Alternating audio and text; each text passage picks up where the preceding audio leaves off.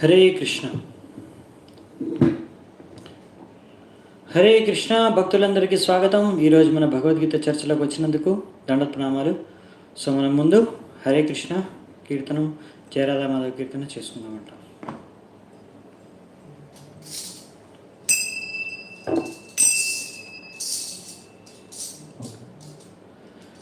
జయ రాధ మాధవ కుంజ విహారీ కపి జన వల్లభ గిరివరధారి. జయ రాధా మాధవ కుంజ విహారీ కపి జన వల్లభ గిరివరధారి.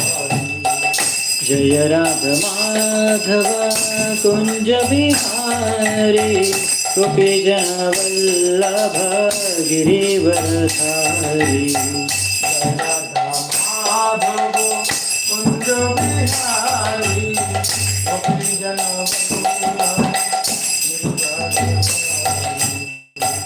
जय राधा माधव कुंज बिहारी गोपी जन वल्लभ गिरिवरधारी.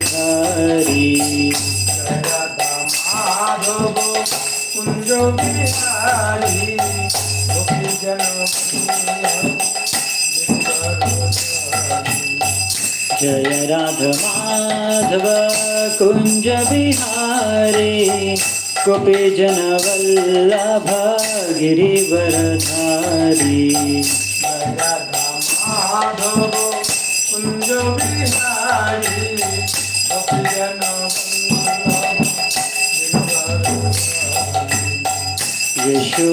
यशोदनन्दना ब्रज जनरञ्जना यमुना तीरवनचारी.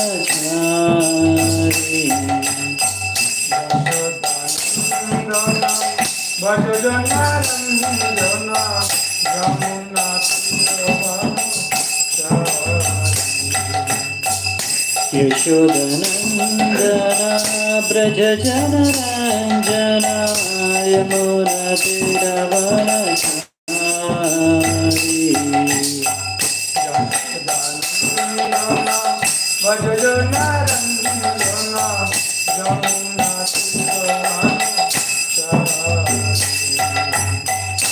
यशोदनन्दना ब्रज जनरञ्जना यमुना तीरवनचारी.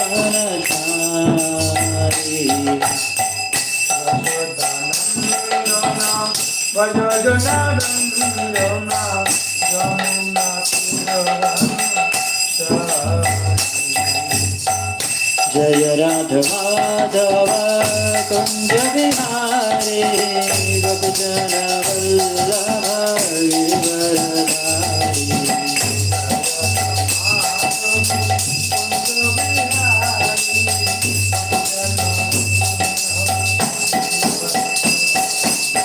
जय राधा माधव कुंज बिहारी गोपी जन वल्लभ गिरिवरधारी.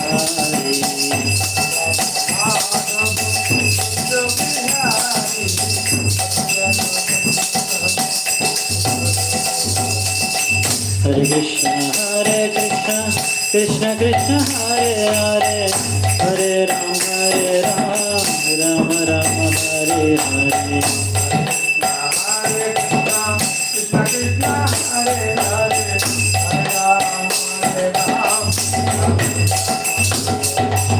हरे कृष्ण कृष्ण कृष्ण हरे हरे हरे राम राम राम हरे हरे. कृष्ण कृष्ण हरे हरे हरे राम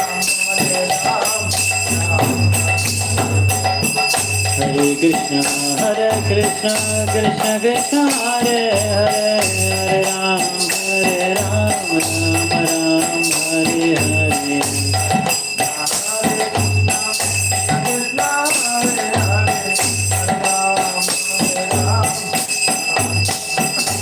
हरे कृष्ण कृष्ण कृष्ण हरे हरे हरे राम राम हरे हरे.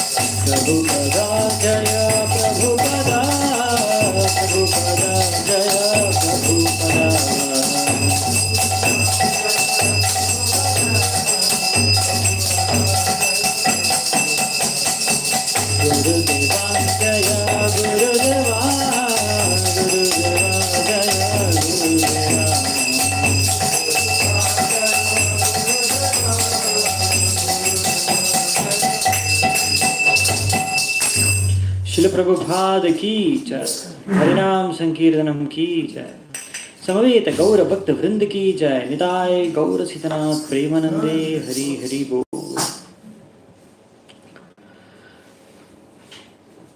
ओम अज्ञानतिमिरन्धस्य ज्ञानाञ्जनशलाकया चक्षुरुन्मिलितं येन तस्मै श्रीगुरवे नमः। श्रीचैतन्यमनोभीष्टं स्थापितं येन भूतले स्वयं रूपः कदा मह्यं ददाति स्वपदान्तिकं। वन्देऽहं श्रीगुरून् श्रीयुतापदकमलं श्रीगुरून् वैष्णवांश्च श्रीरूपं साग्रजातं सहगना रघुनाथान्वितां तं सजीवं साद्वैतं सावधूतं परिजनसहितं कृष्णचैतन्यदेवं श्रीराधाकृष्णपादान् सहगणललिता श्रीविशाखान्वितांश्च नमो ॐ विष्णुपादाय कृष्णप्रेष्ठाय भूतले श्रीमते भक्तिवेदान्तस्वामिनिति नामिने।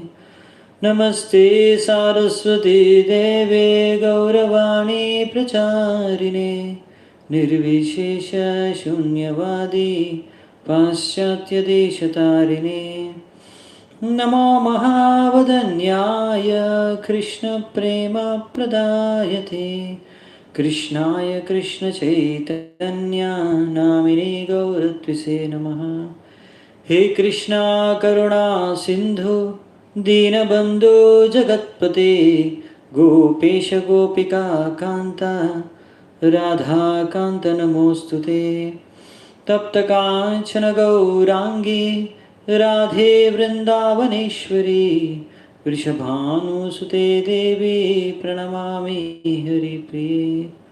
नीलाचलनिवासाय नित्याय परमात्मने बलभद्रसुभद्राभ्यां जगन्नाथाय ते नमः। वाञ्छाकल्पतरुभ्यश्च कृपासिन्धुभ्येव च पतितानां पावनेभ्यो वैष्णवेभ्यो नमो नमः। जय श्री कृष्ण चैतन्य प्रभु नित्यानंद श्री अद्वैत गदाधर श्रीवासादि गौरभक्तवृंद। हरे कृष्णा कृष्ण कृष्ण हरे हरे हरे राम राम राम हरे हरे। హరే కృష్ణ భక్తులందరికీ స్వాగతం. ఈరోజు మన భగవద్గీత చర్చని మనం ఆరంభిద్దాము. 10వ శ్లోకం నుంచి అండి. నిన్న మనం 10వ శ్లోకం 9వ శ్లోకం నుంచి కరెక్ట్. నిన్న 9వ శ్లోకం వరకు మనం చర్చించుకున్నాము. నిన్న మనం ఈ ధ్యాన యోగ 6వ అధ్యాయం భగవద్గీతలో ధ్యాన యోగను ఆరంభించాము. నిన్న మొదటి భాగాన్ని చర్చించుకున్నాము, 9 శ్లోకాలని. అందులో మీకు గుర్తుందా, మనం నిన్న 2 లెవెల్స్, ఒకటి యోగారూక్ష, ఇంకోటి యోగారూఢ అని 2 స్టేజెస్ ఉంటాయి మన ధ్యాన యోగలో. లేకపోతే దీన్ని అష్టాంగ యోగ, హఠ యోగ అంటాము. సో ఇందులో మొత్తం కలిపి అష్టాంగ అంటే 8 అంగాలు ఉన్నాయి దీనికి, అంటే 8 స్టేజెస్ ఉన్నాయి ఇందులో. సో ఎవరికి గుర్తుంది 8 స్టేజెస్ ఏవో చెప్పగలరా? లైన్గా ఫస్ట్ నుంచి లాస్ట్ వరకు, మొదటి స్టేజ్ నుంచి 8వ స్టేజ్ వరకు దీని పేర్లు చెప్పండి. యమ, నియమ, ఆసన, ప్రాణాయామ, ప్రత్యాహార, ధారణ, ధ్యాన, సమాధి. కరెక్ట్, వీణా రెడ్డి మాతాజీ. ఓకే, ఇంకా మిగతా వాళ్ళు కూడా రాశారు. చాలామంది రాశారు. అన్ని కరెక్ట్ ఆన్సర్స్ అండి, కరెక్ట్. సో యమ, నియమ, ఆసన, ప్రాణాయామ, ప్రత్యాహార, ధారణ, సమాధి, ధారణ, ధ్యాన, సమాధి. సో ఇలా 8 స్టేజెస్ ఉన్నాయన్నమాట. అవి నిన్న ఏంటో అనేవి కూడా మనం నిన్న చర్చించుకున్నాము. ఇప్పుడు ఆ స్టేజెస్లో మనం ఏ రకమైన ప్రాక్టీస్ చేయవలసి వస్తుంది ఒకవేళ అష్టాంగ యోగం మీరు చేయదలుచుకుంటే, ఎవరైనా చేయాలంటే. సో ఆ విషయాలు ఈరోజు మనం ప్రాక్టికల్ డీటెయిల్స్, అంటే అసలు ప్రత్యక్షంగా ఏమేమి చేయాల్సి వస్తుంది సాధనలో. ఈ అష్టాంగ యోగ మార్గంలో ఒకవేళ సాధన చేసి ఆ యొక్క చరమస్థాయి సమాధిని చేరుకోవాలి అనుకుంటే దానికి గల సాధన ఏమిటి అనే విషయాన్ని ఈరోజు మనం చర్చించుకుందాము. సో 10వ శ్లోకం నుంచి ఈరోజు మనం ఆరంభిద్దామంట. Thank you very much. చాలామంది కరెక్ట్ ఆన్సర్ని, జవాబుని ఇచ్చారు.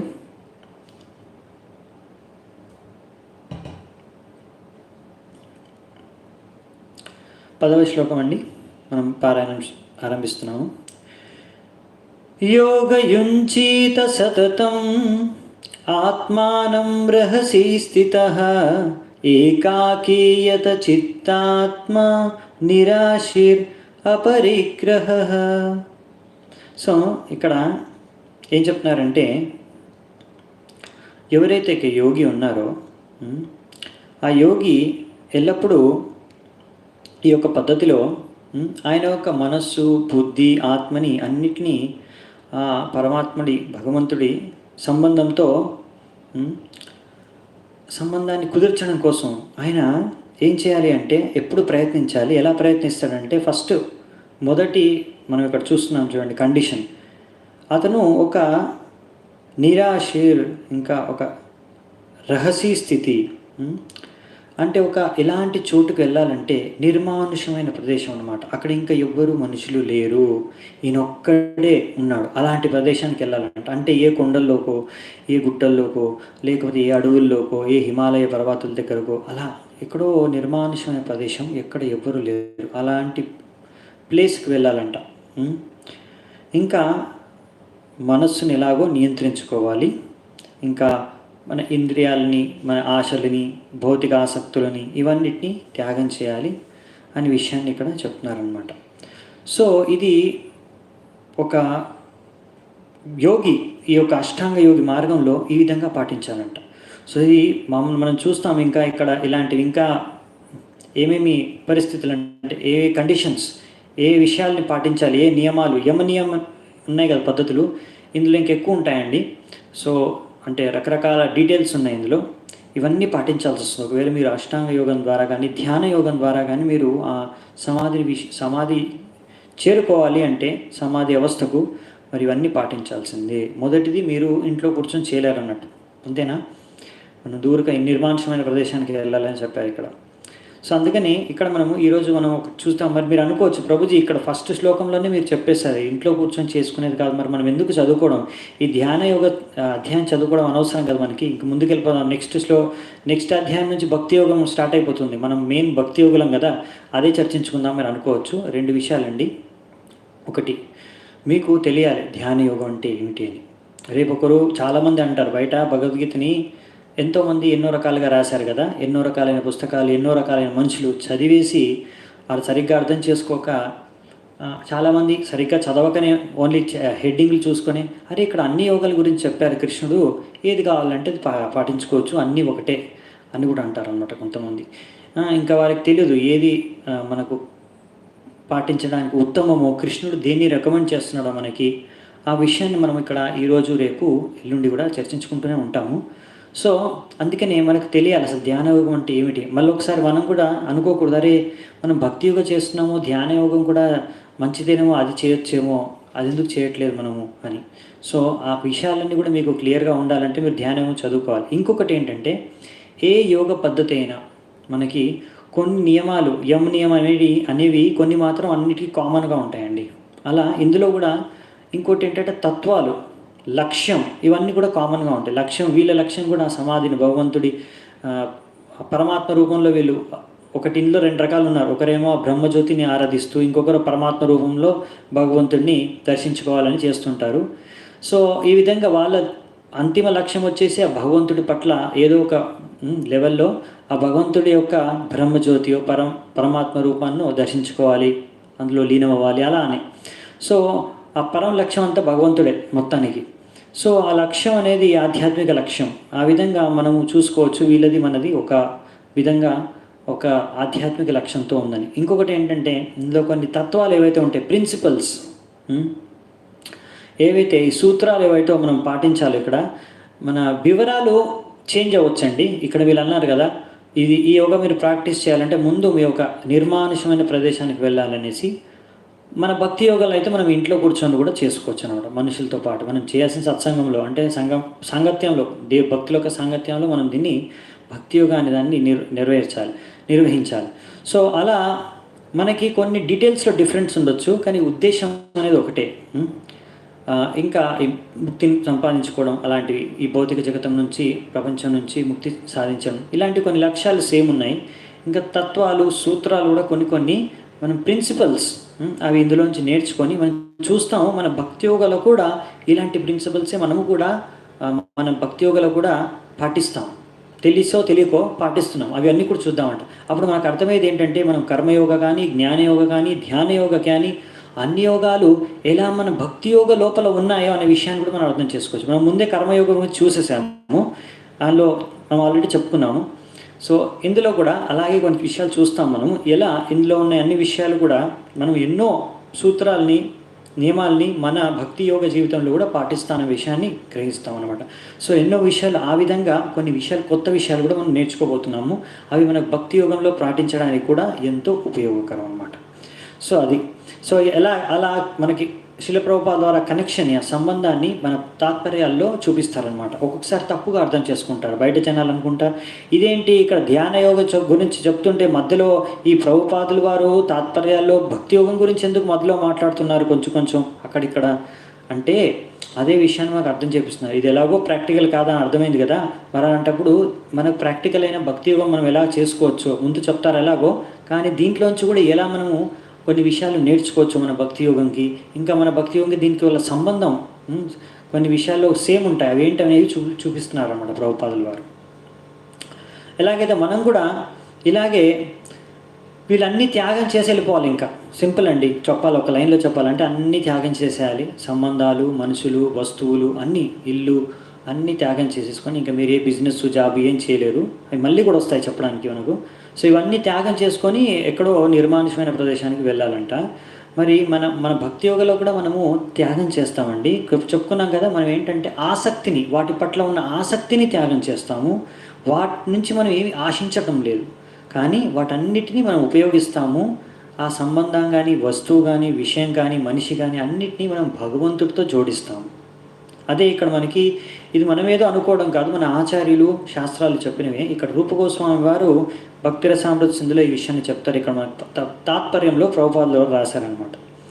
అనాసక్తస్య విషయాన్ యథార్హం ఉపయుంజితః నిర్బంధ కృష్ణ సంబంధే యుక్తం వైరాగ్యముచ్యతే ప్రాపంచికతయా భూత్య హరి సంబంధి వస్తునః ముక్షుభిః పరిత్యాగో వైరాగ్యం ఫల్గు కథ్యతే.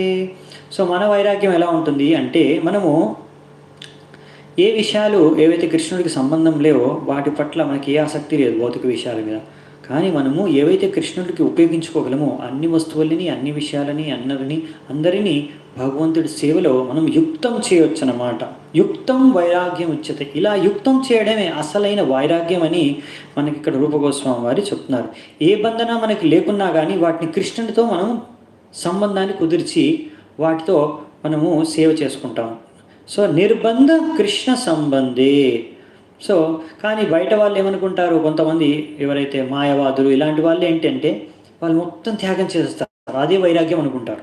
నాకేం సంబంధం లేదు, ఇది ఈ భౌతిక జగతం, ఈ భౌతిక వస్తువులు, భౌతిక విషయాలు, భౌతిక మనుషులతో నాకు సంబంధం లేదు అని మొత్తం త్యాగం చేసేస్తారు కదా. అది అసలైన వైరాగ్యం కాదు. అసలైన వైరాగ్యం అంటే ఇవన్నీ భగవంతుడితో సంబంధం ఉన్నాయి అని తెలుసుకొని అన్నిటినీ భగవంతుడితో జోడించడమే అసలైన వైరాగ్యం అని మన ఆచార్యులు చెప్తున్నారు. ఇదే మనం భక్తి యోగంలో పాటిస్తాము. ఈ విధంగా మనం కూడా వైరాగ్యాన్ని పాటిస్తాము. ఈ విధంగా మనము ఈ భౌతిక జగతంలో మనుషుల మధ్యలో ఉన్నా కానీ మనం కూడా అలాగే వాళ్ళు ఎక్కడో నిర్మానుష ప్రదేశానికి వెళ్తున్నారు, ఆసక్తి కాకూడదు అనేసి మనం ఇక్కడ నుండి కూడా అనాసక్తులుగా ఎలా బతకొచ్చో ఇక్కడ మనకి భక్తి యోగలో మనం నేర్చుకుంటామని ఇక్కడ మనకి ప్రభుపాద వారు చెప్తున్నారన్నమాట. ఇప్పుడు ఇంకా కండిషన్స్ చూద్దాం, ఇంకా ఏ నియమాలు పాటించాలో ఈ యొక్క అష్టాంగ యోగలో ఇంకో 2 శ్లోకాలు ఇచ్చారు, ఒకేసారి ఉన్నాయి. ఇవి 2 శ్లోకాలు ఒకేసారి చూద్దాం. శుచౌ దేశే ప్రతిష్టాప్య స్థిరం ఆసనమాత్మనః నాత్యుచ్ఛ్రితం నాతి నీచం చైలాంజినా కుశోత్తరం తత్రైకాగ్రం మనః కృత్వా యథా చిత్తేంద్రియ క్రియః ఉపవిశ్య సానే యుంజ్యాత్ యోగమాత్మా విశుద్ధయే.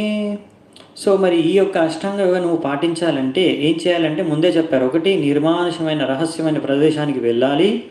దాని తర్వాత అక్కడ ఉన్న ఒక కుష అనే ఒక గ్రాస్ గడ్డి ఉంటుందన్నమాట. ఆ గడ్డిని నేలపైన పెట్టి దానిపైన డియర్ అంటే మన డియర్ని మనం ఏమంటామంటే డియర్ని మనం ఏమంటాము, అది లేడీ, జింక. సో జింక యొక్క రైట్ జింక లేడీ అంటాం కదా, జింక యొక్క చర్మాన్ని ఆ కుషగ్రాస్ పైన పెట్టి దానిపైన ఒక సన్నటి వస్త్రాన్ని కూడా పెట్టి దానిపైన కూర్చోవాలంట. అంటే మరీ ఎత్తుగా ఉండకూడదు, కొద్దిగా అలా ఉండాలంట. మనకి ఒక శాస్త్రంలో చెప్తారు, ఈ యొక్క లేడీ చర్మాన్ని కానీ జింక చర్మాన్ని కొడితే కొన్ని రకాలైన పురుగులు ఇంకా కొన్ని రకాలైన ప్రాణులు దగ్గరికి రావంట. సో ఇలా కూర్చొని దాని తర్వాత ఏం చేయాలి అంటే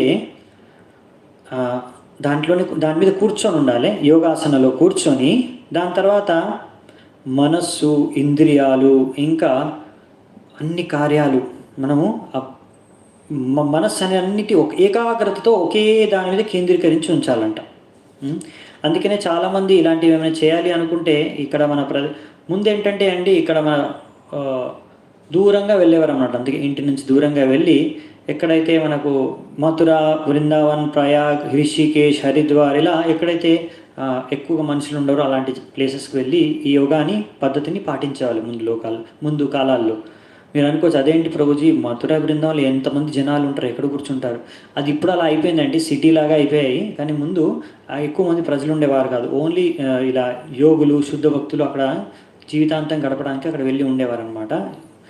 సో అందుకనే అక్కడైతే గంగా నది, యమునా నది ఒడ్డున ఎక్కడో ఒక కోనలో కూర్చొని, మూలను కూర్చొని అలా వాళ్ళు అక్కడ ఏ రకమైన చెప్పాలంటే మెయిన్గా ఏంటంటే డిస్టర్బెన్స్ లేకుండా, ఏమాత్రము వాళ్ళకి ఎక్కడ డిస్టర్బెన్స్ ఇవి లేకుండా ఉండాలి. అలాంటి ప్లేస్ సెలెక్ట్ చేసుకొని వాళ్ళు అక్కడ చేసుకోవచ్చు అనమాట. సో ఇవన్నీ చాలా కష్టం కదా. అందుకనే మనకి ఈ యుగంలో, కలియుగంలో మనకి ఇవన్నీ మెయిన్గా సత్యయుగంలో ఎక్కువ పాటించేవారు అనమాట జనాలు. సో ఈ కలియుగంలో మనం ఇక్కడ ఉండే హరే నామ, అందుకనే హరినామ చేసుకోవాలని ఇక్కడ మనకి ప్రభుపాదుల ద్వారా చెప్తున్నారు. ఓకే, ఇంకా చూద్దాం ఇంకా ఏం చేయాలో. ఈ యోగా పాటించాలంటే ఇంకా ఉన్నాయండి నియమాలు, చాలా ఉన్నాయి. ఇక్కడ కొద్దిగా ఇస్తున్నారు, ఇంపార్టెంట్ అన్నీ ఇక్కడ ఇస్తున్నారు అనమాట. సమం కాయా శిరో గ్రీవం ధారయన్నచలం స్థిరః సంప్రేక్ష్య నాసికాగ్రం స్వం దిశానావలోకయన్ ప్రశాంతాత్మా విగతభీర్ బ్రహ్మచారీ వ్రతే స్థితః మనః సంయమ్య మచ్చిత్తో యుక్త ఆసీత మత్పరః. చూడండి ఇంకేం చేయాలి అంటే, మీరు ఇలా స్ట్రైట్ కూర్చోవాలంట. అంటే మన తలకాయి, ఇంకా మన ఇది గొంతు, ఇంకా మన ఈ వెన్నుపూస అంతా ఒకే లైన్లో ఉండాలి, ఒక స్ట్రైట్ లైన్ లాగా ఉండాలంట. ఇలా స్ట్రైట్గా ఉండాలి. ఇలా ఉంటే ఇలా కూర్చున్నాం అనుకోండి సరిపోదు, ఇలా స్ట్రైట్గా కూర్చోవాలంట.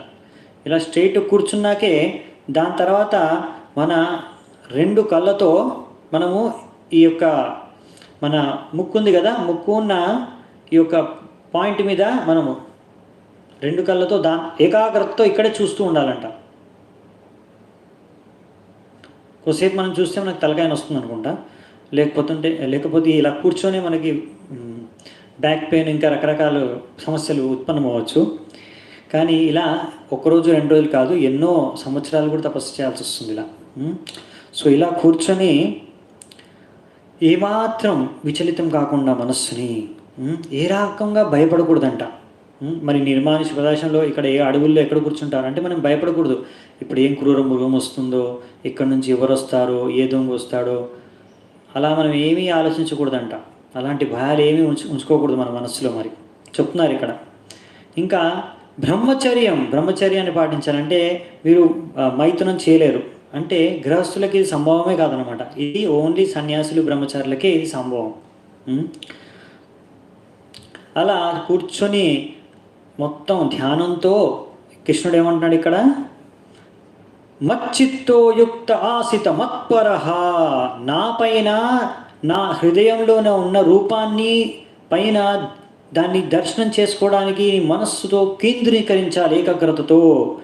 అదే దీని యొక్క పరమ లక్ష్యం. ఎప్పుడైతే మన హృదయంలో ఎప్పుడైతే పరమాత్మను దర్శనం చేసుకుంటారో అది వీళ్ళ లక్ష్యం సాధించినట్టు అనమాట. సో ఆ సాధించడానికి ఏకాగ్రతతో హృదయంలో ఎప్పుడు భగవంతుడిని చూడడానికి ప్రయత్నించాలంట.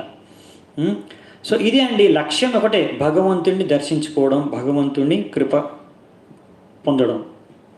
సో వీరు పరమాత్మ రూపంలో చూడాలనుకుంటున్నారు. మనం భగవంతుడు కృష్ణుడు స్వయంగా ఎలా ఉంటాడో గోలక బృందావనంలో అలా మనము ఆయన్ని ఆరాధించుకుంటాం, అంతే తేడా. అలా అన్నమాట. సో అందుకనే ఇక్కడ దీని గురించి ఇక్కడ మన యజ్ఞవాల్క్య కూడా చెప్తున్నారంట.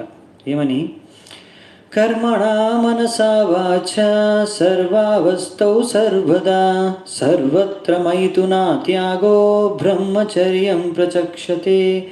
అందుకని ఇక్కడ మొత్తం బ్రహ్మచార్యాన్ని పాటించాలి, మొత్తంగా మైథునాన్ని త్యాగం చేయాలి.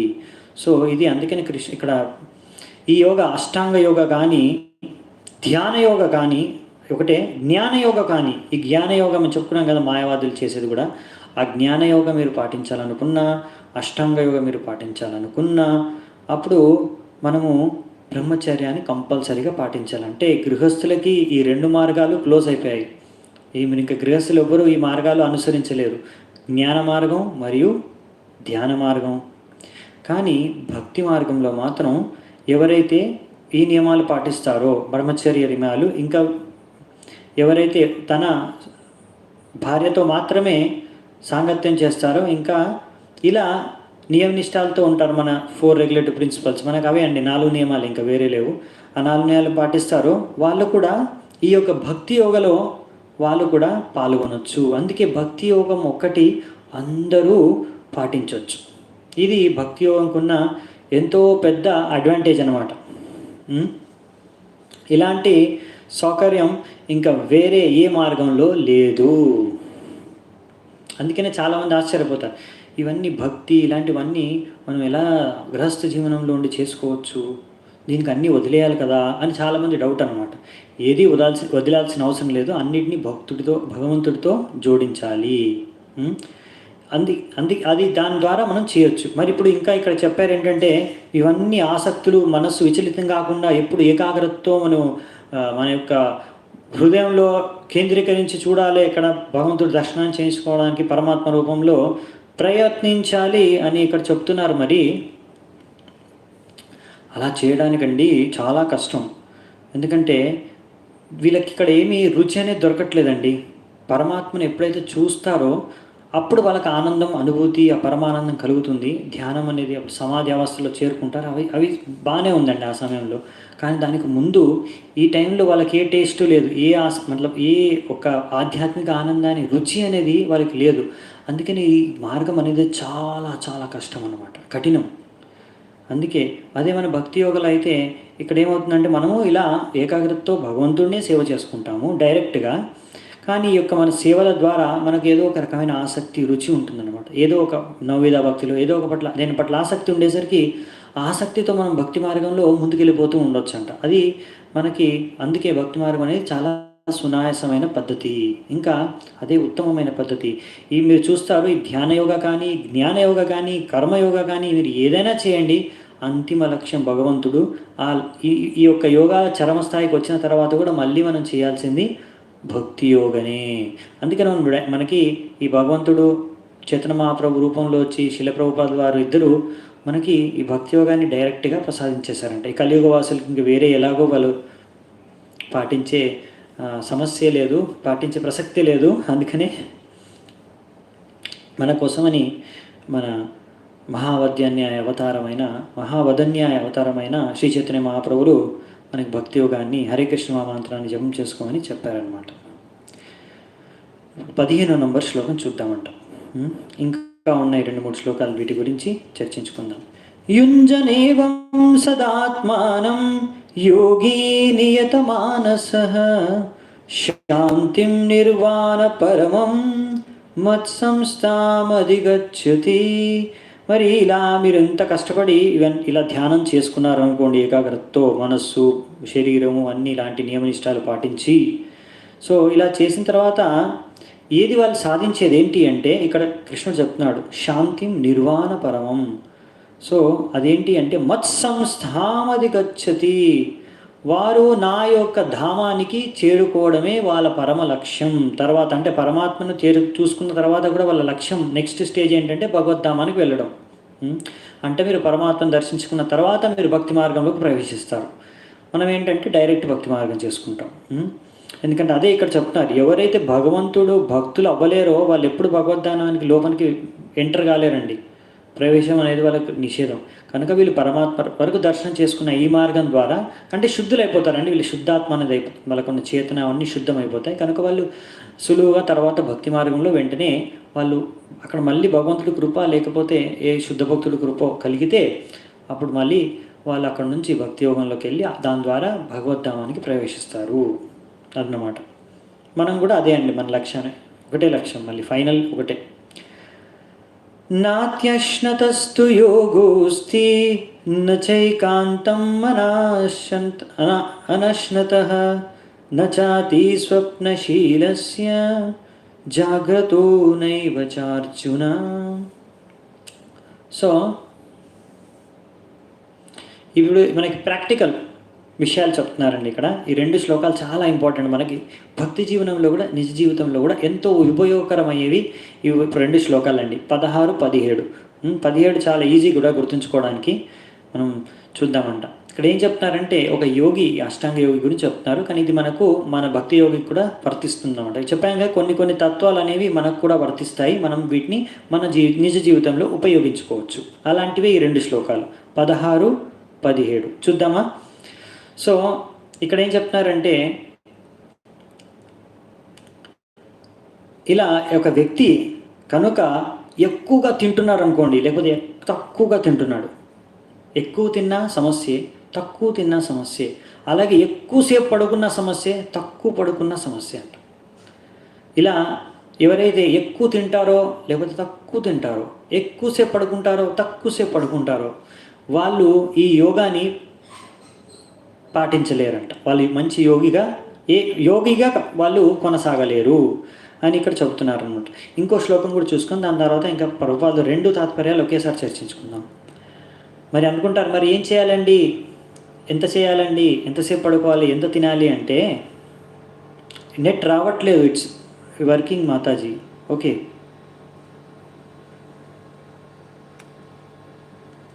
నెట్ అయితే ఉండండి, నెట్ ఫుల్గా వస్తుంది, ఇక్కడ మాకు సిగ్నల్ బాగానే ఉంది.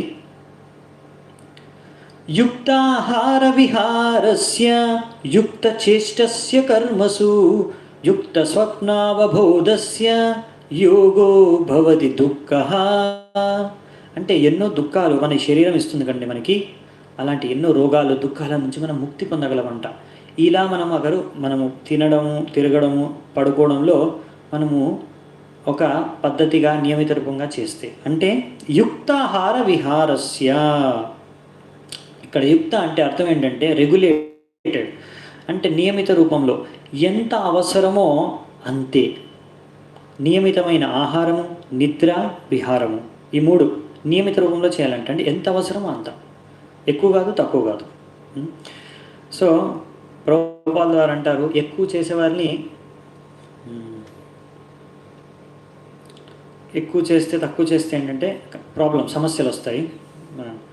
సో యుక్తాహార విహారస్య అంటే ఆహార, విహార, ఇంకా పడుకోవడం, నిద్ర కూడా ఇవన్నీ నియమిత రూపంలో చేయాలి. అలా చేస్తే మనకు ఎన్నో దుఃఖాల నుంచి యోగా ద్వారా మనం ముక్తులు అవ్వగలమంట. సో మరి ఇవేంటి, ఎలా చేయడం అంటే మనము ఇక్కడ ముఖ్యంగా చెప్పేదంటే, ఎందుకంటే మన శరీరానికి కొన్ని అవసరాలు ఉన్నాయన్నమాట. సో అవసరం తగ్గట్టుగా మనం తినాలి. మరి దానికి తగ్గట్టుగా తినాలి అంటే యోగకి మనము భక్తుడు విష్ణు భక్తి, కృష్ణ భక్తి చేసుకుంటే సత్వగుణాన్ని పెంపొందించుకునే ఆహారాన్ని భగవంతుడికి నైవేద్యం పెట్టుకొని మనం తినాలి. అందుకే భగవంతుడికి నైవేద్యం ఏం పెట్టుకోగలమంటే మనకు తెలుసు కదా, అలాంటి మన శాకాహారాన్ని, ఉల్లిపాయ వెల్లిపాయ లేకుండా శాకాహారాన్ని మాత్రమే మనము భగవంతుడికి నైవేద్యం పెట్టుకోవచ్చు. అలా పెట్టి ఆ నైవేద్యానికి అంటే ప్రసాదంగా మనం ఎప్పుడైతే తీసుకుంటామో అది మనకు మన యొక్క భక్తి మార్గానికి కూడా ఎంతో ఉపయోగకరం. ఎందుకంటే అది మనలో ఉన్న సత్వగుణాన్ని, శుద్ధ సత్వాన్ని పెంపొందిస్తుంది. మరియు మనలో ఉన్న అనర్థాలని కూడా, రజోగుణాన్ని, తమోగుణాన్ని కూడా తగ్గిస్తుంది అనమాట. సో ఈ యొక్క ఏదైతే మాంసము ఇలాంటివి పదార్థాలు ఉన్నాయో, ఇంకా ఉల్లిపాయ వెల్లిపాయ, ఇవన్నీ ఏంటంటే తమోగుణం, రజోగుణంతో ఎక్కువగా ప్రభావితమై ఉంటాయన్నమాట. అందుకే ఇవి మనకు అనుకూలం కావు, భగవంతుడికి నైవేద్యంలో కూడా పెట్టలేము, దాన్ని పెట్టడానికి పనికిరావు. సో అందుకే ఇవి మనము తినకూడదు. సో దీని గురించి ఇంకా విస్తృత రూపంలో మనకి జ్ఞానయోగంలో అంటే లాస్ట్ 6 చాప్టర్స్లో ఒక చాప్టర్ ఉంటుంది, 3 గుణాలు. ఇంకో 18వ అధ్యాయంలో కూడా దాని గురించి కొంచెం చర్చ ఉంటుంది, అప్పుడు చూసుకుందామంట మనం.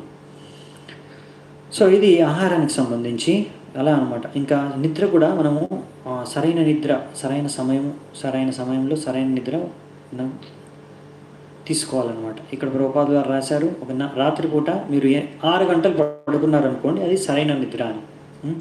దానికన్నా మరీ ఎక్కువగా పడుకుంటే అది మనకు బద్ధకానికి దారితీస్తుందన్నమాట. మనకి అది శ్రేయం కాదు, మన భక్తి మార్గానికి అది ఉచితం కాదు. అలాగే చాలా తక్కువగా ఇక్కడ గుర్తొచ్చింది, ప్రభుపాద వారు ఎక్కువ పడుకుంటే లేజీ, తక్కువ పడుకుంటే క్రేజీ అని. అంటే సోమరితనం పెరిగిపోతుంది అన్నమాట, బద్ధకం పెరిగిపోతుంది ఒకవేళ ఎక్కువ పడుకుంటే. ఇంకా తక్కువ పడుకుంటే ఏమవుతుందంటే మీ మనస్సు అనేది ఏకాగ్రతతో పనిచేయలేదు, సరిగ్గా నిద్రపోలేదు అనుకోండి. మీకు తెలిసే ఉంటుంది, మీ నిజ జీవితంలో చూసుంటారు. ఒకవేళ నిద్ర తక్కువైంది అనుకోండి రాత్రిపూట, అప్పుడు ఏమవుతుంది, డే టైంలో తలకాయన వస్తుంది, లేకపోతే మనకు చిట్టగా ఉంటుంది. ఏం పని చేయాలన్నా కానీ ఏకాగ్రతతో చేయలేము, విసుక్కుంటాం. సో ఇలాంటి సమస్యలన్నీ ఎదుర్కొంటాం ఒకవేళ మంచి నిద్ర లేకుంటే. అలాగే మనం భక్తి మార్గంలో యోగ పద్ధతిలో కూడా సేమ్ అదే. సో మంచి ఆహారము, సరైన సమయం నిద్రపోవాలన్నమాట. సో ఇంకా ఆహారంలో కూడా మనం సరైన సమయానికి ఆహారం తీసుకోవాలి. ఎందుకంటే మన శరీరం అనేది కూడా ఒక టైంకి ఆహారం తీసుకుంటే అప్పుడు మన శరీరం యొక్క వ్యవస్థ అనేది సరిగ్గా పనిచేస్తుంది అనమాట. ఎప్పుడు పడితే అప్పుడు, ఎక్కడ పడితే అక్కడ, ఏది పడితే అది తినేసారనుకోండి, అప్పుడు అది మన శరీరానికి కూడా, మన ఆరోగ్యానికి మంచిది కాదు. సో మన ఆరోగ్యం బాగోలేదనుకోండి, అప్పుడు మనం భక్తి చేసుకోవడానికి కూడా చాలా రకాల సమస్యలు ఎదుర్కోవాల్సి వస్తుంది. ఎందుకంటే మన శరీరం మనకి కోఆపరేట్ చేయదనమాట. మన భక్తి మార్గంలో, ఈ యోగ మార్గంలో మనము ప్రయత్నిస్తే దానికి ఎంతో డిస్టర్బెన్స్గా ఉంటుంది. అందుకనే అలాగే పడుకోవడం కూడా, రాత్రిపూట పడుకోవడం అనేది చాలా ఉత్తమం అనమాట. ఆ సమయం అనేది తమో గుణంలో ఉంటుంది రాత్రి వేళ. అందుకనే ఆ వేళ నిద్రిస్తే మన శరీరానికి కూడా, అంటే శాస్త్రాల ప్రకారం ఇంకా సైన్స్ ప్రకారం కూడా మన శరీరానికి చాలా మంచిది అనమాట. డే టైం పడుకుంటే అది మంచిది కాదు, శరీరానికి రోగాలకు దారితీస్తుంది. ఏదో గంట పడుకున్నారనుకోండి అలసిపోతే అది వేరు. కానీ మీరు 6 గంటలు డేలో పడుకొని రాత్రిపూట అంతా మేలుకొని ఉంటారు. ఇవాళ రేపు అలా చాలామంది పనిచేస్తుంటారు కదండి, మీకు తెలిసిందే కదా. ఇంకా కొంతమంది రాత్రి పడుకోవడం, పొద్దున కూడా పడుకోరు, అంత కష్టపడతారు, పనిచేస్తారు. ఎక్కువ లాభం కావాలి, ఎక్కువ జీతం కావాలి, లేకపోతే ఇంకా ప్రమోషన్ కోసం మనం 16 గంటలు 18 గంటలు పనిచేస్తుంటారు అనమాట, పొద్దున రాత్రి. అలా అప్పుడు వాళ్ళు క్రేజీ అయిపోతారు. కొంతమంది ఏమో బద్ధకస్తులు, ఎప్పుడూ పడుకొనే ఉంటారు, రాత్రి పడుకుంటారు, పొద్దున పడుకుంటారు. అది కూడా సరికాదనమాట. సో భక్తుడు అనేవాడు అవ్యర్థ కాలత్వం అని రాశారు ఇక్కడ ప్రభుపాదులు గారు. అంటే సమయాన్ని వృధా చేయడం అనమాట. ఎంత అవసరం, ఎందుకంటే ఎంత అవసరమో అంతే మనము చేసామనుకోండి, నిద్ర కానీ, విహారం కానీ, ఆహారం కానీ, అప్పుడు ఏమవుతుందంటే అది మన శరీరానికి అది బాగా ఉపయోగపడుతుంది. అలా ప్రభుపాదులు రాశారు ఇక్కడ. ఒకవేళ మీరు బాగా తినేశారనుకోండి, ఎక్కువ తిన్నారనుకోండి అవసరం కన్నా, అప్పుడు నిద్రలో చాలా కళలు వస్తాయంట. సో ఎన్నో కళలు వచ్చాయనుకోండి, అప్పుడు మీకు నిద్ర సరిగ్గా పట్టదంట. సో అందుకని మరి ఇంకా ఎక్కువసేపు పడుకోవాల్సి వస్తుందంట. అంటే మీరు ఎక్కువ తిన్నారంటే దాన్ని అరిగించుకోవడానికి ఎక్కువసేపు పడుకోవాల్సి వస్తుంది. అంటే మీకు చాలా సమయం నష్టమైపోతుంది, అలా అన్నమాట. అందుకనే అంటే ఇది మన ఆచార్యుల ఒక ఉదాహరణలు ఇచ్చారు ఇక్కడ. రూపగోస్వామి ఉదాహరణ, శ్రీల హరిదాస్ ఠాకూర్ అనే భక్తుడు ఉన్నాడు, శుద్ధ భక్తుడు, ఆయన ఉదాహరణ. వీళ్ళు ఎక్కువసేపు పడుకునే వాళ్ళు కాదంట, చాలా తక్కువ, 2 గంటలు అలా పడుకునేవారంట అంతే.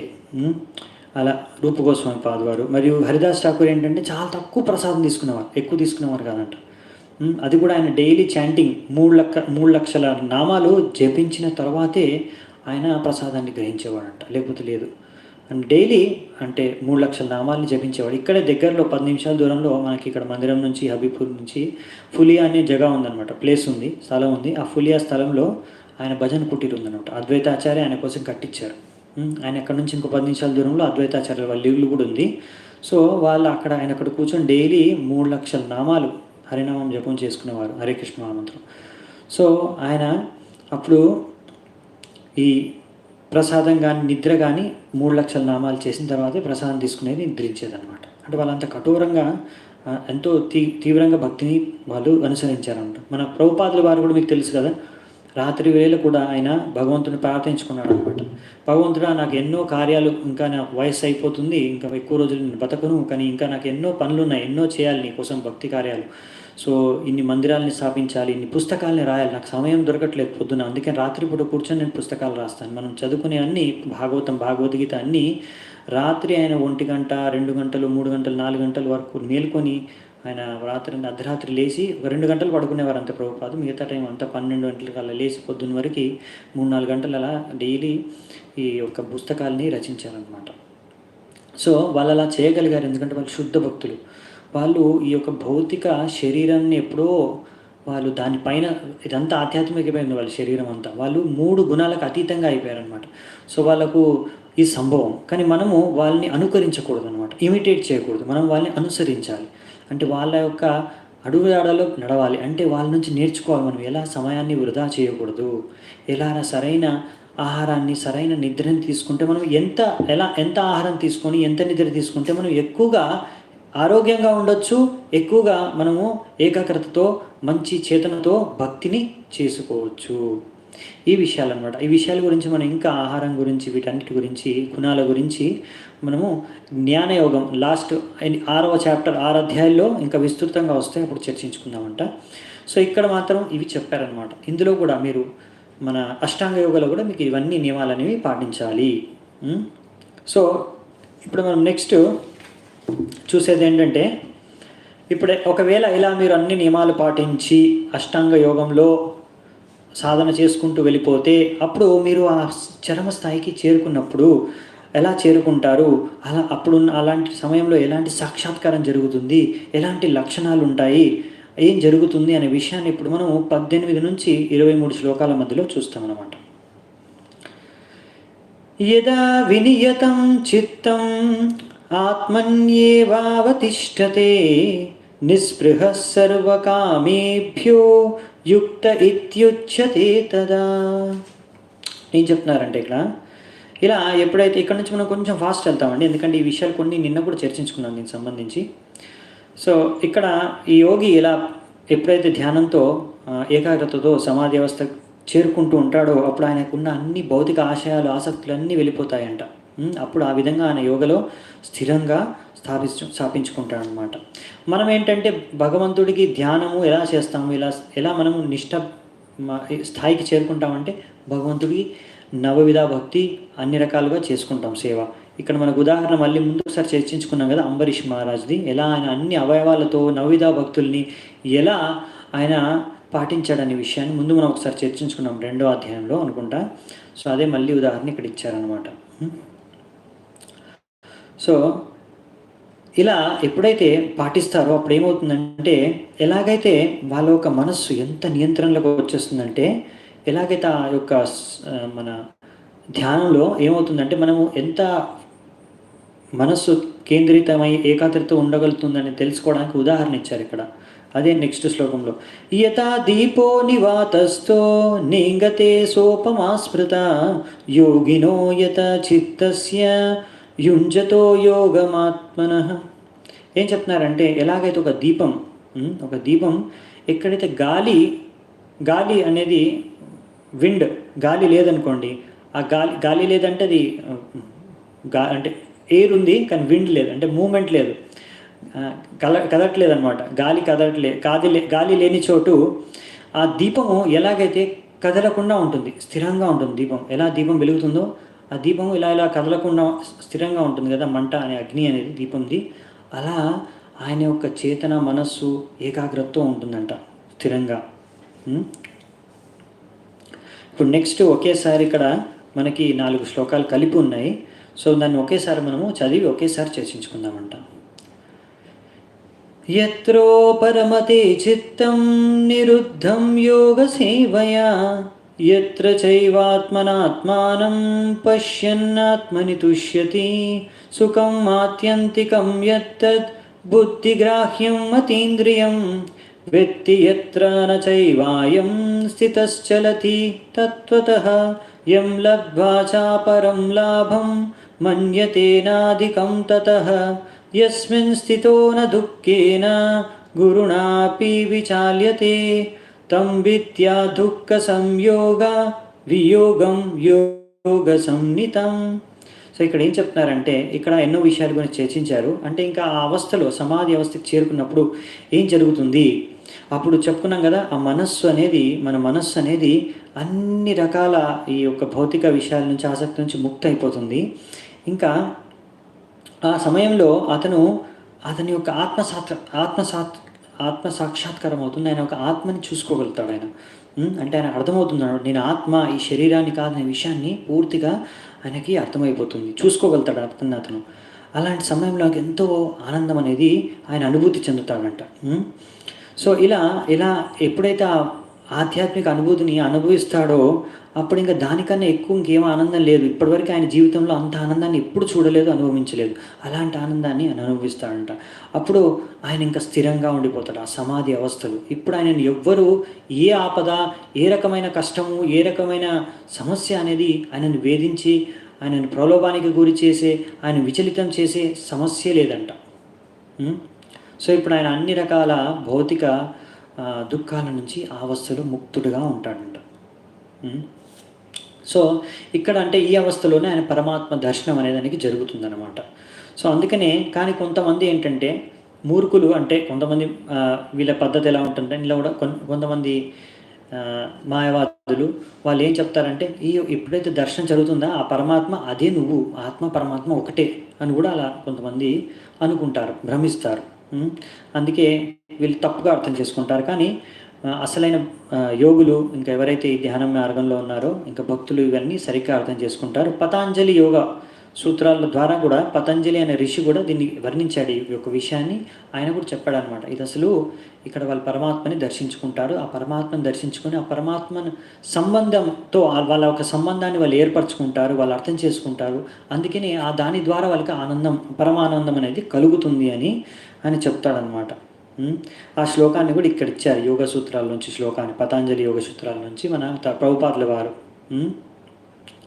పురుషార్థ శూన్యనాం గుణానాం ప్రతిప్రసవ కైవల్యం స్వరూప ప్రతిష్ట వాచితి శక్తిరితి. సో ఇక్కడ ఆ స్వరూపాన్ని చూస్తారంట వాళ్ళు. చూసి ఎప్పుడైతే ఆనందాన్ని అనుభవిస్తారో దాన్ని అసలైన ఆనందంగా ఇక్కడ మనము పరిగణిస్తున్నాము అని. సో మనము మన భక్తి యోగాలో కూడా ఎలా మనము అర్థం చేసుకుంటాము, మన యొక్క ఈ అవస్థకి ఎలా చేరుకుంటామంటే, మనం ఎప్పుడైతే హరే కృష్ణ మహామంత్ర జపం చేస్తామో ఏం జరుగుతుంది? చైతన్య మహాప్రభు అంటారు, చేతోదర్పణమార్జనం భవ మహాదాభాగ్ని నిర్వాపనం. సో ఇది కూడా అనమాట. ఎలాగైతే ఇక్కడ అన్ని భయాల నుంచి ముక్తుడైపోతున్నాడో, అలాగే మనం కూడా ఎప్పుడైతే జపం చేస్తామో మన హృదయంలో ఉన్న అన్ని అనర్థాలు తొలగిపోతాయంట. చేతో దర్పణ మార్జనం, ఎలాగైతే ఒక దర్పణం అంటే మన అద్దం పైన ఎంతో దుమ్ము ధూళి ఉందనుకోండి, మనమే చూసుకోలేము, అవునా? అలాంటి పరిస్థితి అన్నమాట బద్ధవాస్తులో. అప్పుడు మనం హరే కృష్ణ మహామంత్ర జపం చేసినప్పుడు ఏం జరుగుతుంది అంటే, ఆ దర్పం అంటే ఆ మిర్రర్, అద్దం పైన ఉన్న ఎంతో ధూళి దుమ్ము అంతా తొలగిపోతుంది అనమాట, క్లీన్ అయిపోతుంది. పరిశుభ్రం అయిపోయిన తర్వాత మీరు మిమ్మల్ని చూసుకోగలరు, మీరు ఆత్మ అని అర్థం చేసుకోగలరు. ఆ స్థాయిలో మీరు భగవంతుని అర్థం చేసుకొని ఆనందాన్ని పొందగలరు. అదనమాట మన భక్తి యోగంలో ఈ విధంగా మనము ఉన్నతి చెందుతాము, అర్థం చేసుకుంటాము భగవంతుడిని మెల్లిగా. సో అప్పుడు ఇలాంటి అవస్థలో ఏ రకమైన కష్టాలు కానీ, ఏ రకమైన ఇబ్బందులు వచ్చినా కానీ మనము ఎదుర్కోగలము. ఈ యోగులు కూడా ఈ సమాధి అవస్థలో వాళ్ళకు కూడా ఏమాత్రం వాళ్ళు విచలితం కాకుండా ఆ సమాధి అవస్థలోనే ఉండగలరు అని చెప్తున్నారనమాట ఇక్కడ. సో నెక్స్ట్ మనం 24వ శ్లోకాన్ని చూసుకుందాం. ఇప్పుడు ఈ 24వ శ్లోకం నుంచి అండి మనం ఇంకో కాన్సెప్ట్ చూస్తాము. అదేంటంటే ఇదే ఇప్పుడు మనకి 24, 25లో చెప్తారనమాట, ఆ పరమాత్మ దర్శనం అనేది వీళ్ళు చేసుకుంటారు అని. సనిశ్చయేన యోక్తవ్యో యోగ నిర్విన్న చేతస సంకల్ప ప్రభవాన్ కామాం త్యక్త్వా సర్వానశేషతః మనసైవేంద్రియాగ్రామం వినియమ్య సమంతతః. ఇంకో శ్లోకాన్ని కూర్చో ఒకేసారి చర్చించుకుందాం. శనైర్ ఉపరమేద్ బుద్ధ్యా ధృతి గృహీతయా ఆత్మసంస్థం మనః కృత్వా న కించిత్ అపి చింతయేత్. సో ఇక్కడ ఏం చెప్తున్నారంటే, ఇలా ఎప్పుడైతే ఎంతో నిష్ఠతో, ఎంతో శ్రద్ధతో ఈ యొక్క యోగ పద్ధతిని వాళ్ళు పాటిస్తారో, ఇలా పాటించి దాని తర్వాత ఈ యోగ పద్ధతి ద్వారా అంటే దీన్ని వదలకుండా పాటిస్తారో, వాళ్ళకున్న అన్ని రకమైన భౌతిక ఆసక్తులు అన్నీ వెళ్ళిపోతాయి. ఇంకా అన్ని ఇంద్రియాలు, మనస్సు అన్నీ నియంత్రించుకోగలరు. దాని తర్వాత మెల్లిగా ఒక్కొక్క స్టెప్ బై స్టెప్ వాళ్ళు ఏం చేస్తారంటే వాళ్ళు ఈ సమాధి వ్యవస్థలో చేరుకుంటారు. దాని తర్వాత ఈ అవస్థలో వాళ్ళు మనస్సుని వాళ్ళ ఆత్మపై అర్థం చేసుకుంటారు, ఆత్మపై కేంద్రీకరిస్తారు. ఇంకా వేరే ఏ విషయాల గురించి ఆలోచించరు అనమాట. ఈ విధంగా ఎప్పుడైతే వాళ్ళు పాటిస్తారో అప్పుడు ఆ సమాధి అవస్థను చేరుకుంటారు. అంటే ఇవన్నీ వాళ్ళు చేస్తూ ఉండాలి, ఈ ప్రాక్టీస్ చేస్తూ ఉంటేనే అప్పుడు ఆ సమాధి అవస్థను చేరుకుంటారని ఇక్కడ చెప్పారనమాట. అంటే మనం ఎప్పుడైనా సరే ఈ యొక్క సాధన అనేది, ఈ ప్రిన్సిపల్ అనేది, సాధన అనేది మనం చేస్తూ ఉండాలంట. ఈ సాధన అనేది వదలకూడదు. ఆ సమాధి వ్యవస్థకు చేరుకునే వరకు వీళ్ళు యోగులు ఈ యొక్క సాధన చేస్తూ ఉండాలంట. సో మనము కూడా అలాగే మన భక్తి యోగలో కూడా మన సాధనని ఎప్పుడైతే మనది సాధన భక్తి యోగలో మనది వైది సాధన భక్తి అనమాట. మనం సాధన చేస్తూ ఉండాలి. ఎప్పుడైతే మనం శుద్ధి భక్తులు అవ్వమో అప్పటి వరకు సాధన చేస్తూ ఉండాలి. ఎన్నో కష్టాలు రావచ్చు, ఎన్నో ఆపదలు రావచ్చు, ఎన్నో విపదలు రావచ్చు, కానీ మనం వీటిని ఎదుర్కొని మనం కొంచెం నిశ్చల భావనతో నిశ్చయంగా ఉత్సాహాన్ని నిశ్చయ ధైర్య రూపగోస్వామి గారు అంటారు ఇక్కడ. ఎంతో ఉత్సాహంతో, నిశ్చయంగా, ఎంతో ధైర్యంతో మనము ముందుకు వెళ్తూనే ఉండాలి సాధన మార్గంలో. అప్పుడు తత్ కర్మ ప్రవర్తన అలా చేసుకుంటూ వెళ్ళిపోతుంటే ఇంకా మనము ఈ నియమిష్టాలన్నీ పాటించుకొని సంగత్యాగ చతోవృత్తి అని చేసుకుంటూ వెళ్తే అప్పుడు షడ్బీర్ భక్తి ప్రసిద్ధ్యతి. మనకు ఇలా అన్ని మనము నియమాలు నిష్టాలు ఉంటాయి. ఇంకా ఈ ఉపదేశామృతంలో శ్లోకం ఇది, అక్కడ ఇంకా ఎక్కువ చర్చించుకుందాం. కానీ ఇక్కడ మామూలుగా ఇవన్నీ మనం చెప్పుకున్నాం కదా, మన భక్తి నియమాలన్నీ పాటించుకుంటూ వెళ్తే అప్పుడు షడ్బీర్ భక్తి అనేది మనకు లభిస్తుంది అన్నమాట. దీనికి ఒక ఉదాహరణ ఇచ్చారండి, చాలా మంచి ఉదాహరణ ఇచ్చారు. అదేంటంటే ఒకటి చిన్న పావురము ఆ పావురము గుడ్లు పెట్టిందనమాట. ఎక్కడ? సముద్రం ఒడ్డున ఇసుకలో అది గుడ్లు పెట్టింది. అది గుడ్లు పెట్టి ఎదురు చూస్తుంది తన పిల్లలు ఇంకా వస్తారని. దానికి ముందే ఆ సముద్రము అలలు వచ్చి ఆ సముద్రం అలలు దాని యొక్క మీద పడి ఆ గుడ్లని లోపలికి తీసుకొని వెళ్ళిపోయాయి అన్నమాట. సముద్రంలోకి వెళ్ళిపోయాయి గుడ్లు, ఆ పావురం యొక్క గుడ్లు. సో ఆ పావురము ఇంకా సముద్రాన్ని అడిగిందంట, నా గుడ్లు నాకు వాపసు ఇచ్చేయని, నాకు తిరిగి ఇచ్చేసేయి నా గుడ్లని. అప్పుడు సముద్రం అన్నది అంటే పట్టించుకోలేదు, ఈ పావురం ఎంత అని లెక్క చేయలేదన్నమాట. అలా లెక్క చేయకపోతే పావురం అన్నది, నువ్వు గనక నా గుడ్లు నాకు ఇవ్వకపోతే నీ సముద్రంలో నీళ్ళన్నీ తీసేసి వేరే దగ్గర పారేసి నా యొక్క గుడ్లను నేను తీసుకుంటాను అని అది శపథం చేసి ఆ ఒక పావురం తన ముక్కుతో ఎంత దాని నోటితో ఎన్ని నీళ్ళు తీసుకోగలుగుతుందని, కానీ ఆ ప్రయత్నం ఆరంభించిందంట. అలా చేస్తుంది ప్రయత్నం. ఎప్పటికైనా ఆ పావురం సముద్రాన్ని మొత్తం ఉన్న నీళ్ళన్నీ ఖాళీ చేయగలదా అండి? అది సముద్రాన్ని ఎండబెట్టగలదా? చాలా కష్టం, అవునా? కానీ ఆ ధైర్యంతో, ఎంతో ఉత్సాహంతో నిశ్చయంగా ఆ పని చేస్తూ ఉందన్నమాట ఆ పావురం. సో అలా చేస్తున్నప్పుడు ఆ విషయం అనేది గరుడు దేవుడు ఉంటాడు కదా, ఆయన పెద్ద పక్షిరాజు. సో ఆ పక్షిరాజు అయిన గరుడు దేవుడికి తెలిసిందంట, అయ్యో ఇక్కడ నా యొక్క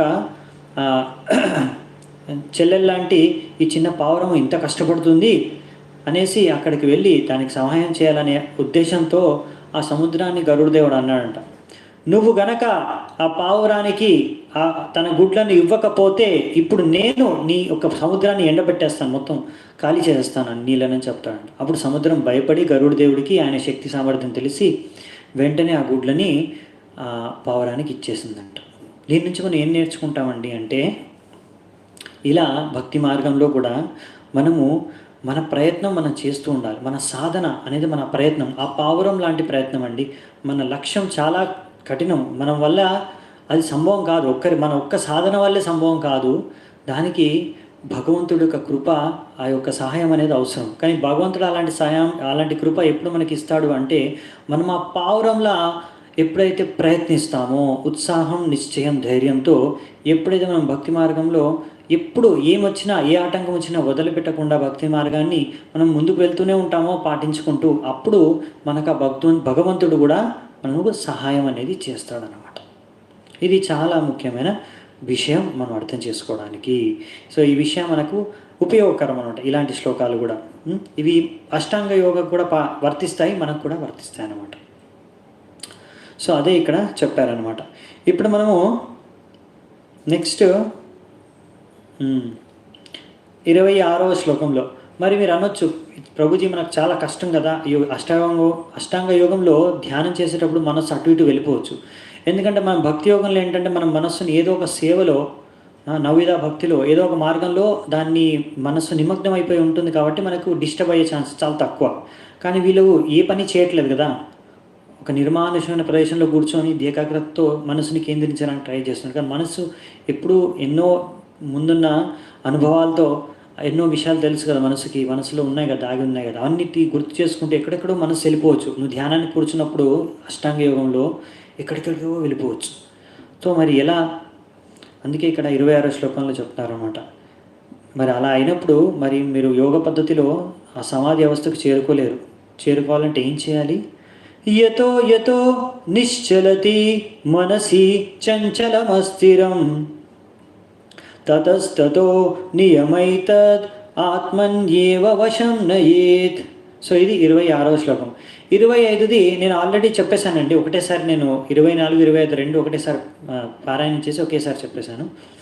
సో ఇక్కడ వచ్చేసి ఇలా మనసు ఎక్కడికి వెళ్ళినా కానీ మళ్ళీ దాన్ని తిరిగి మనం బలవంతంగా ఆ మనసుని తిరిగి ధ్యానంలో పెట్టాలంట, ఏకాగ్రతతో ఎక్కడికి వెళ్ళినా తీసుకొని వచ్చేయాలంట. మరి చాలా కష్టం అనుకోండి, చెప్పడానికి ఈజీగా ఉంది కానీ చేయడానికి చాలా కష్టం అనమాట. అందుకనే ఇక్కడ తర్వాత మనం చూస్తాము, అర్జునుడు చెప్తాడు దీని గురించి, అది రేపు చూద్దామంట. ఏమంటాడు ఇదంతా విని అర్జునుడి యొక్క ప్రతిక్రియ ఎలా ఉంటుందో అది మనం రేపు చూద్దామంట. సో ఇప్పుడు ఇంకో కొన్ని శ్లోకాలు ఉన్నాయి, 3-4 శ్లోకాలు, అవి చూసుకొని వెంటనే ఈ యొక్క కొన్ని నిమిషాల తర్వాత సమర్పించుతాం ఈరోజు చర్చ. ప్రశాంత మనసం హీనం యోగినం సుఖముత్తమం ఉపైతి శాంతరజసం బ్రహ్మభూతం అకల్మషం. సో ఇక్కడ ఏమంటున్నారంటే, ఎవరైతే యోగి ఇలా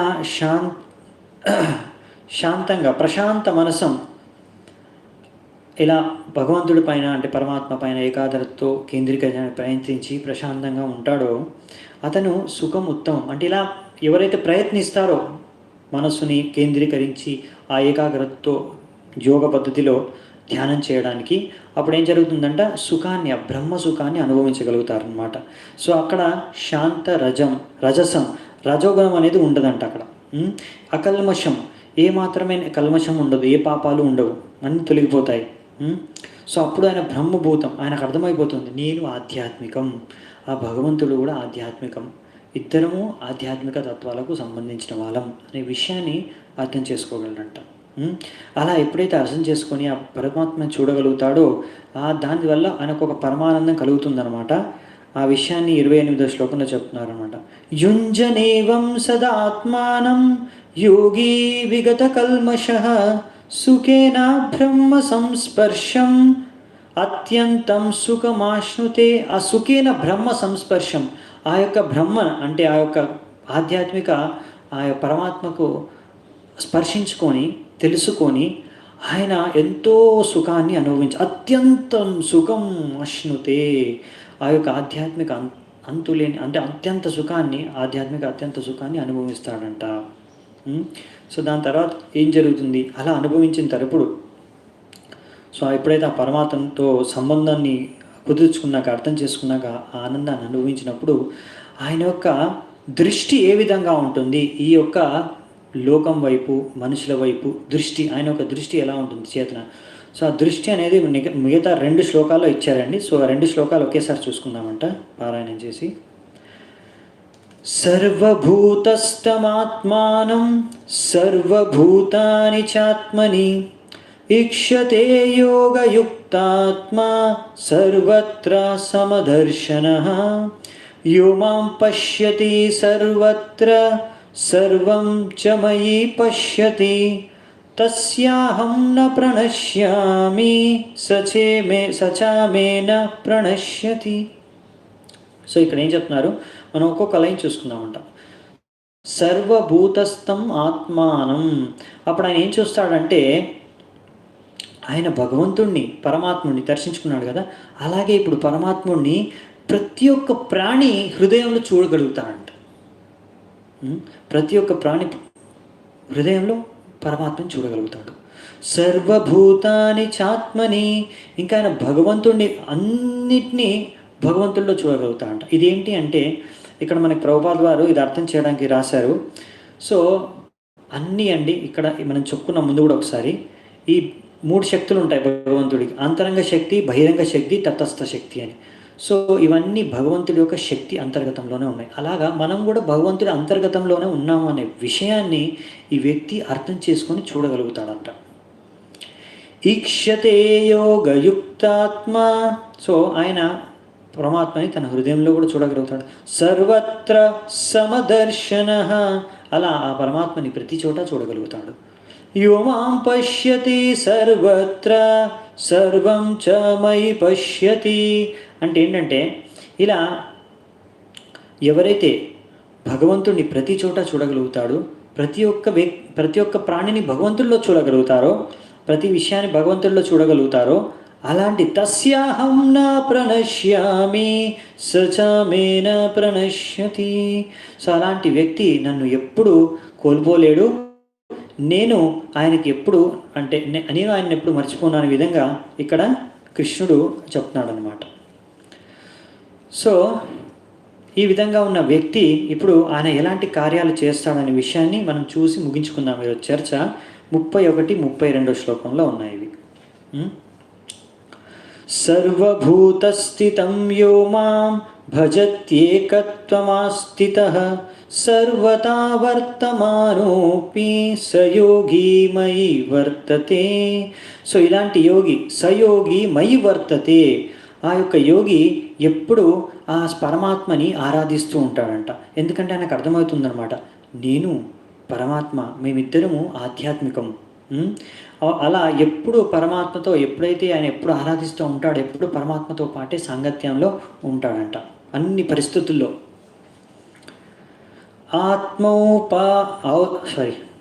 ఆత్మౌపమ్యేన సర్వత్ర సమం పశ్యతి యో అర్జున సుఖం వా యది వా దుఃఖం సయోగి పరమో మతః. సో ఇక్కడ ఏం చెప్తున్నారంటే ఈ అసలైన యోగి, పర్ఫెక్ట్ యోగి అంటే ఈయన, సరైన యోగి అంటే ఈయన ఏంటంటే ఆయన యొక్క ఆత్మని అర్థం చేసుకుంటాడు, చూసుకోగలుగుతాడు. ప్రతి ఒక్క జీవిలో ఆత్మని చూడగలుగుతాడు. వారి యొక్క కష్టాన్ని సుఖాన్ని అర్థం చేసుకోగలుగుతాడు ఓ అర్జున అని. ఇక్కడ దాని అర్థం ఏంటంటే మనకి ప్రభుపాద వారు చెప్తున్నారు, ఎలా ఆయన అర్థం చేసుకోగలడు ప్రతి ఒక్క కష్టాన్ని సుఖాన్ని. ఎందుకంటే ఆయన అర్థం చేసుకోగలుగుతాడు ప్రతి ఒక్క జీవి ఆత్మ అని.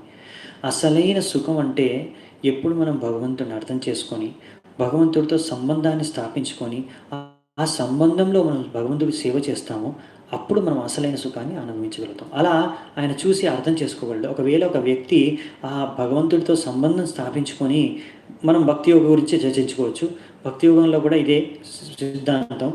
సో భగవంతుడితో సంబంధాన్ని స్థాపించుకొని భగవంతుడికి సేవ చేస్తున్నాడో అప్పుడు ఆ వ్యక్తిని మనం చూడొచ్చు ఎంతో ఆనందాన్ని అనుభవిస్తున్నాడు అని. ఇంకా ఎవరైతే వ్యక్తి ఇంకా భగవంతుడిని ఆరాధించట్లేదు, భగవంతుడితో సంబంధాన్ని స్థాపించుకోలేదు, ఆ వ్యక్తి దుఃఖంలో మునిగి ఉన్నాడు అనే విషయాన్ని కూడా మనం అర్థం చేసుకోవచ్చు. ఇలా యోగి కూడా ఆ విషయాన్ని అర్థం చేసుకుంటాడు. సో అందుకనే కానీ ఇందులో మన భక్తి యోగికి ఈ యొక్క అష్టాంగ యోగికి ఒక్క తేడా ఉందండి. ఇక్కడ మన ప్రభుపాద వారు చెప్తున్నారు, భక్తి యోగి అయితే ఈ అష్టాంగ యోగి కన్నా కొంచెం మేలు. ఈ అష్టాంగ యోగి చూడగలడు ఎవరు దుఃఖంలో ఉన్నారు, ఎవరు సుఖంగా ఉన్నారు అని. కానీ ఆయన మాత్రం ఎవరైనా దుఃఖంలో ఉంటే వాళ్ళని సుఖంగా మార్చడానికి ప్రయత్నించడంట. అది ఆయన పని కాదు. ఆయన ఒక్కడే ఆ అష్టాంగ యోగాన్ని పాటించుకొని ఆయన భగవద్ధామానికో పరమాత్మని అర్థం చేసుకొని మెల్లిగా భగవద్ధామానికి పోతాడేమో తర్వాత. కానీ మన భక్తులు భక్తి యోగాలు ఏం చేస్తారంటే మనం అర్థం చేసుకున్నాం కదా, ఇది ఇంకొకరిని కూడా ఆ దుఃఖంలో ఉన్న వాళ్ళకు కూడా మనం ఆ భగవంతుడి గురించి చెప్పి ఆ భగవంతుడితో వారి సంబంధాన్ని స్థాపించి అప్పుడు మాకు అర్థమవుతుంది ఆ వ్యక్తి కూడా జీవితంలో కూడా సుఖాన్ని అనుభవించేలా ప్రయత్నిస్తాడంట భక్తుడు. అందుకే ఇందులో ఈ ఒక్క తేడా ఉందన్నమాట. అందుకని భక్తుడు భక్తి యోగ చేసుకునే అతను ఈ అష్టాంగ యోగి కన్నా మేలు అని ఇక్కడ ప్రభుపాద వారు చెప్తున్నారు. ఈ విషయాన్నే కృష్ణుడు రేపు చెప్తాడు. అంటే రేపు వచ్చే శ్లోకాల్లో మనం చూస్తాము. ఆ విషయాన్ని మనం అనుకోవచ్చు అప్పుడప్పుడు ప్రభుపాదుల వారు ఏంటి ఇలా రాశారు కొన్ని విషయాలు, అవి కృష్ణుడు చెప్పలేదు అనుకోవచ్చు మీరు. అది ప్రభుపాదుల వారు అన్ని శాస్త్రాలు చదివారు కదా, ఆయనకు ముందే సారం అంతా తెలుసు, ఈ ముందు ఏం చెప్పబోతున్నారో కూడా తెలుసు. కానీ అందుకని ప్రభుపాదుల వారు ఒక్కొక్కసారి ఆ సారాన్ని ముందే మనకి అర్థమయ్యేలా చెప్పేస్తూ ఉంటారు అనమాట. సో ఆ విషయాలు మనం మళ్ళీ చూస్తాం రేపు కూడా, అందుకే అప్పుడు చర్చించుకుందాము. ఒక్క విషయం నేను చర్చించాలనుకున్నానండి. పొద్దున కూడా నేను భాగవతం క్లాస్లో ఈ విషయాన్ని చర్చించాను. ఈరోజు లాక్డౌన్ లాస్ట్ డే, అవునా, మే 3వ తేదీ లాస్ట్. కానీ నిన్న వచ్చిన నోటీస్ ప్రకారం మనకి ఇంకా 2 వారాల వరకు ఈ లాక్డౌన్ అనేది నేషన్ వైడ్గా మొత్తం దేశవ్యాప్తంగా పెంచారు. అది ఇప్పుడు మే 17వ తేదీ వరకు ఉన్నాయన్నమాట. సో అవునండి, గృహస్థులు భక్తి యోగమే చేయాలి, సరిపోతుంది. మీరే కదండి, కలియుగంలో ప్రతి ఒక్కరు ఎవరైనా భక్తి యోగమే చేయాలి. అదే కలియుగ వాసులకి ఒక పద్ధతి మన శాస్త్రాలు చెప్తున్నాయి అన్నమాట. సో అది మనం రేపు దాని గురించి ఇంకా చర్చించుకుందాము. సో మరి రేపటి నుంచి నేను పొద్దున క్లాస్లో అయితే అడిగాను, అందరు చెప్పారు మనం కంటిన్యూ చేద్దాము అనేసి. భాగవతము సేమ్ టైం, ఏ చేంజ్ అవసరం లేదు టైంది, మాకు ఇదే అలవాటు అయిపోయింది కూడా, మేము ఇదే టైం కంఫర్టబుల్గా ఉన్నాము, మాకు ఇది సరిపోతుంది, ఇలాగే మీరు మే 17 వరకు కంటిన్యూ చేయండి ప్రభుజీ అన్నారు. అందుకే నేను దానికే ఫిక్స్ అయిపోయాను. సో మరి ఇప్పుడు ఈ క్లాస్లో కూడా చాలామంది పొద్దున క్లాస్లో వచ్చిన వాళ్ళు ఉంటారు కాబట్టి వాళ్ళు ఆల్రెడీ చెప్పేశారు. కానీ నాకు తెలిసి కొంతమంది భాగవతంలో క్లాస్కు రాని వాళ్ళు కూడా ఇక్కడ భగవద్గీత క్లాస్లో ఉన్నట్టు నాకు అర్థమైంది. సో అందుకనే వాళ్ళ యొక్క అభిప్రాయాన్ని కూడా నేను తెలుసుకోవాలనుకుంటున్నాను. సో ఇక్కడ మనకి ఆల్రెడీ 3-4 భక్తులు రాశారు కంటిన్యూ చేయండి అనేసి, సేమ్ టైమే. Okay, till 17th. ఓకే 17వ తారీఖు వరకు మనం కంటిన్యూ చేద్దాం. 17వ తారీఖుకి మనము అప్పుడు చర్చించుకుందాం ఎలా మనం భవిష్యత్తులో చేద్దామనే విషయాన్ని. ఎందుకంటే ఇప్పుడు మనకు లాక్డౌన్ కాబట్టి నాకు ఇప్పుడైతే సమయం ఉంది, తర్వాత నాకు ఎంత సమయం ఉంటుందో చెప్పలేను. కానీ ఇప్పుడు మీకు కూడా సమయం ఉంది కనుక ఈ సమయాన్ని మనము ఈ విధంగా ఉపయోగించుకుందాము భగవంతుడి భక్తి విషయాన్ని చర్చించుకోవడానికి, భగవద్గీతని నేర్చుకోవడానికి. సో కంటిన్యూ చేద్దామండి. ఇప్పుడు అందరూ రాస్తున్నారు కంటిన్యూ చేయండి అనేసి. Please continue. చాలా చాలా ధన్యవాదాలండి, మీరందరూ ఎంతో ఉత్సాహంగా పాల్గొంటున్నారు. ఈరోజు నాకు తెలిసి హయ్యెస్ట్ అనుకుంటా, ఇప్పుడు 120 పైన భక్తులు ఈరోజు మన క్లాస్లో అటెండ్ అవుతున్నారు. నాకు చాలా ఆనందంగా ఉంది. మీ అందరూ ఇంతమంది వస్తే నాకు ఉత్సాహంగా ఉంటుంది. అంటే నేను చెప్పేది ఎవరికి ఉపయోగకరంగా ఉందనే విషయాన్ని నేను అర్థం చేసుకోగలను మీ యొక్క అటెండెన్స్ ద్వారానే. అందుకనే లైవ్ క్లాస్లో ఈ యొక్క విషయాన్ని నేను అర్థం చేసుకోగలను. మీరందరూ రిప్లై చేస్తున్నారు, చాలా చాలా ధన్యవాదాలు. సో మనము కంటిన్యూ చేద్దామండి. సో భగవద్గీతలో రేపు ఈ యొక్క అధ్యాయాన్ని మనం పూర్తి చేసుకుంటాము. ఓకే, సో మరి చాలా చాలా ధన్యవాదాలండి. ఈరోజు ఇక్కడే మనము చర్చను ముగిద్దామంట. సో రేపు కూడా మరి రేపటి నుంచి కూడా ఇదే సమయానికి 4ంటికే మనము కంటిన్యూ చేద్దాం. చాలా చాలా ధన్యవాదాలు. హరే కృష్ణ. శిల ప్రభుపాద్ की जय, श्रीमद् भगवद्गीता की जय, समवेत गौर भक्त वृंद की जय, निताय गौर सीतनाथ प्रेमानंदे हरि हरि बोल.